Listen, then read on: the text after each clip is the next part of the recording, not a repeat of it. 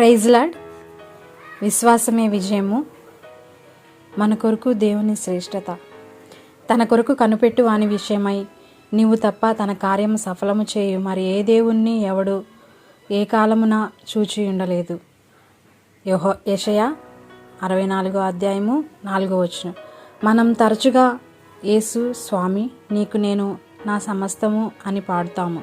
మనము నా సమస్తము అన్నప్పుడు మన దృష్టిలో అది సమస్తముగానే అనిపిస్తుంది, కానీ దేవుని దృష్టిలో అది సమస్తం కాదు. ప్రార్థన ద్వారా, బైబిల్ చదువుట ద్వారా నీ సమస్తము వృద్ధి చెందుతుంది. 40 సంవత్సరాల క్రితం ఈ పాట నేను పాడాను మరియు నా సమస్తమును ఇచ్చేశాను అని అనుకున్నాను. నేను లోతుగా త్రవ్వుకున్నప్పుడు నేను నా సమస్తమును ఇవ్వలేదని గమనించాను. నా సమస్తము అన్న మాట మనం గ్రహింపును బట్టి నిర్ణయింపబడుతుంది. మనము మన సమస్తాన్ని ఆయనకు అర్పిస్తే మనము యేసుక్రీస్తు వలె అవుతాము. అప్పుడు ఇదిగో నా ప్రియకుమారుడు, ఈయన యందు నేను ఆనందించుచున్నాను అన్న సిఫారసు దేవుని దగ్గర నుండి వస్తుంది. అదేవిధంగా దేవుడు మనల్ని బట్టి కూడా ఆనందించాలి. నీ కొరకు ఏం సిద్ధపరిచి ఉన్నాడో దేవునికి తెలుసు. నీవు కొంచెమే అడిగితే ఆయన విచారపడతాడు. నీ కొరకు ఆయన గొప్ప వాటిని కలిగి ఉన్నాడు. మా ఇంటిలో చాలా విలువగల వస్తువులున్నాయి, అయితే నా మనవరాలు వాటి కొరకు అడగదు.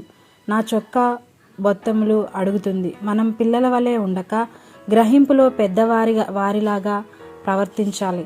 మీలో జారత్వమే గాని, ఏ విధమైన అపవిత్రతయే గాని, లోభత్వమే గాని వాటి పేరైనను ఎట్టకూడదు. ఇదే పరిశుద్ధులకు తగినది. క్రైస్తవుడు అలాగున ఉండాలి. నీవు పరిశుద్ధాత్మతో నిండి ఉన్నప్పుడు జారత్వం నుండి పారిపోతావు.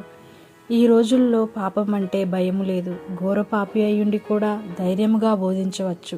సాతాను వారిని చూచి నవ్వుతుంది. కొంతమంది వేదాంత కళాశాలలో కూడా చదివి ఉండవచ్చు. అక్కడ వారు దేవుని భయం నేర్చుకుంటున్నారా? వారు వేషధారణతో బోధన చేయబడతారా? ఒక ప్రసంగికుడు అనేక అపాయాలకు ఎదుర్కొంటాడు. నీ హృదయంలో వాక్యమును కలిగి ఉండు. దేవుని వాక్యాన్ని మన హృదయంలోనికి తీసుకొని పోవుట తేలికైన పని కాదు.